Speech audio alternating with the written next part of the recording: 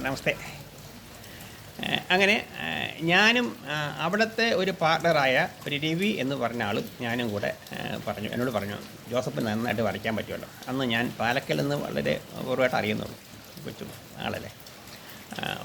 Joseph പടം വരച്ചായി ഞങ്ങൾക്ക് കൊണ്ട് വിൽക്കാം എന്ന് പറഞ്ഞു. ഞാനതൊന്നും എനിക്കും അറിയാം, ജോസഫിൻ്റെ പെയിൻറ്റും വലിയ നന്നായിരിക്കുന്നു. അങ്ങനെ ഞാൻ കുറച്ച് വീട്ടിൽ നിന്ന് കുറച്ച് പൈസയൊക്കെ വാങ്ങിച്ച് കുറേ മാറ്റ് വാങ്ങിച്ച് ഞാൻ വരച്ച് ഞാനും ഇയാളും കൂടെ MG റോഡ്, എറണാകുളത്തുള്ള MG റോഡിലുള്ള അപ്പർ സൊസൈറ്റി പോയി. അവിടെ ഹാൻഡിക്രാഫ്റ്റ് നല്ല വലിയ ഷോറൂമാണ്. അവിടെ ഇരിക്കുന്നത് രുക്മണി എന്ന് പറഞ്ഞ സിസ്റ്ററാണ് മാനേജറായിട്ട്. നല്ല അന്ന് വലിയ ഇതൊന്നുമില്ല, ഒരു വളരെ സീനിയറുമാണ്. പക്ഷേ എന്നാലും ഒരു ലവിങ് ആണ്. ഞാൻ അവിടെ ചെന്ന് വന്നു. അങ്ങനെ അത് പടം മാറ്ററോ ഇവിടെ വേണ്ട എന്നൊക്കെ പറഞ്ഞു. അപ്പോൾ ഈ രവി എന്ന് പറഞ്ഞാൽ ഇല്ല എനിക്ക് ജോസഫ്, ഞാൻ പറഞ്ഞു വേണ്ടെന്നില്ല പറയണത്, നമുക്ക് പോകാം. അല്ലല്ല നിൽക്ക് എന്ന് പറഞ്ഞ് നിർബന്ധിച്ച് നിർത്തി. ഇവൻ ആ സിസ്റ്ററോട് പറഞ്ഞു, സിസ്റ്ററെ ഇത് എടുക്കണം, ഞങ്ങൾക്ക് ഇത് എടുക്കുക, എന്നിട്ട് വിറ്റിട്ട് കാശ് തന്നാൽ മതി എന്ന് പറഞ്ഞു. അതൊന്നും വേണ്ടോ, ഇവിടെ ഒന്നും വിറ്റ് പണിയില്ല എന്ന് പറഞ്ഞു. പലരുടെ ഉണ്ട്. അല്ല സിസ്റ്റർ നോക്ക്, പടം നോക്കാൻ പറഞ്ഞു. പടം കണ്ടപ്പോൾ ഇവരാകെ ഷോക്കായി. അന്ന് വരെ വരയ്ക്കപ്പെട്ടുള്ള രീതിയിലല്ല എൻ്റെ രചനാ രീതി. അത് പടം കൊള്ളാം, ഒരു കാര്യം ചെയ്യും, ഇതുകൊണ്ട് ഇരിക്കട്ടോ എന്ന് പറഞ്ഞു.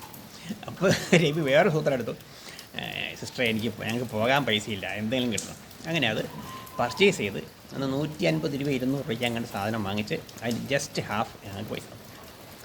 അന്ന് ഒരു പവൻ സ്വർണ്ണത്തിന് 40 രൂപ അങ്ങോട്ടുള്ളൂ കേട്ടോ.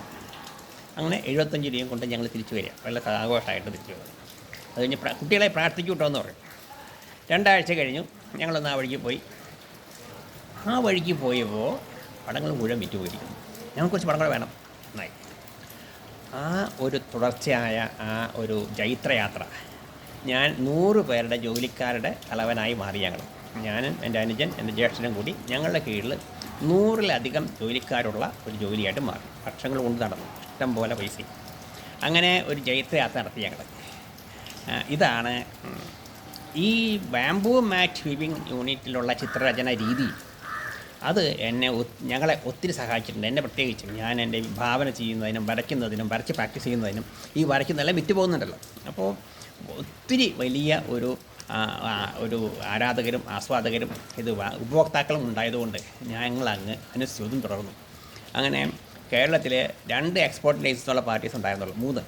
ഒന്ന് ഹാൻഡിക്രാഫ്റ്റ് കോർപ്പറേഷൻ, പിന്നെ മറ്റൊന്ന് അപ്പർ സൊസൈറ്റി, മറ്റൊന്ന് ചാക്കോള, ജോൺ ചാക്കോള, എൻ്റെ ഫ്രണ്ടായിട്ട് അവസാനം വന്നു. ഇവരൊക്കെയാണ് അന്നത്തെ എക്സ്പോർട്ടിന് ലൈസൻസുള്ള സാധനങ്ങൾ കയറ്റിക്കാൻ പറ്റുന്ന സംവിധാനമുള്ളത്. അങ്ങനെയുള്ള സ്ഥലത്ത് ഞാൻ എത്തി. അവിടെ നിന്ന് പൈസ ഞങ്ങൾക്കുണ്ടായതിന് കണക്കില്ല. അത് എന്താ പറയുക, ഞാനതിനെ ഈശ്വരൻ അങ്ങനെ വല്ലാണ്ട് ഞങ്ങളെ കടാക്ഷിച്ചിട്ടുണ്ട്. നമസ്തേ.